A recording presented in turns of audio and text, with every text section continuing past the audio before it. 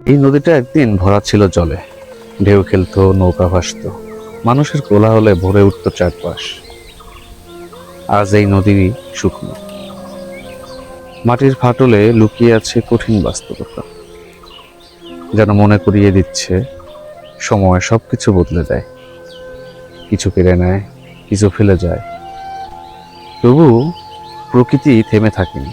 এই শূন্যতার মাঝেই দেখুন কচুরিপানার কোমল সাদা বেগুনি রঙের ফুলগুলো কেমন নিঃশব্দেই ফুটে আছে, যেন নিঃশব্দেই বলছে শেষ মানে শেষ নয়।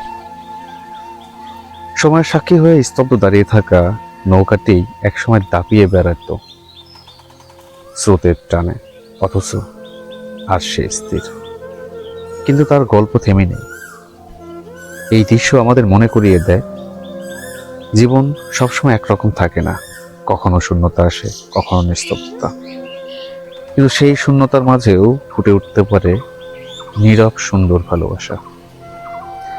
হয়তো এটাই প্রকৃতির শিক্ষা, হারিয়ে গেলেও সুন্দর হয়ে বেঁচে থাকা যায়।